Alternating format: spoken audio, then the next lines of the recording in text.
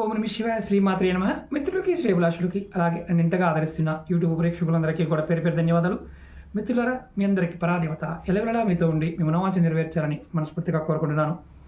ఈరోజు షార్ట్ వీడియోలో చాలామంది అడిగారు, గురువుగారు స్నానం చేసే విధానం చెప్పండి, మీరు పదార్థాల గురించి చెప్పారు, కానీ స్నానం చేస్తున్నప్పుడు ఏదన్నా నామం అనుకుంటూ చేస్తే ఫలితాలు ఏమైనా ఉంటాయి చాలామంది అడిగారు. వారి కోసం ఈ ఉపాయం. మీరు ఎప్పుడైనా సరే స్నానం గంగా స్నానంగా మలుచుకోవడానికి ఈ చిన్న పరిహారం చేయండి. మీరు స్నానం చేసే ముందు మొదటి నీళ్లు బొటన వేలు మీద పోయండి. బొటన వేలు చల్లగా ఉంటాయి. అంటే మన శరీరంలో రక్త ప్రసరణ తక్కువగా ఉండే ప్రదేశం ఏదైనా ఉందంటే బొటన వేలు చల్లగా ఉంటుంది. మొట్టమొదటిగా బొటన వేలు మీద నీళ్లు పోయండి. తర్వాత బొటన మీద నీళ్లు పోసిన తర్వాత నమో నారాయణాయ అని 3 సార్లు అనుకోండి. తర్వాత మీరు చేతుల్ని తడుపుకోండి. ఈ చేతుల మీద తడుపుకోండి.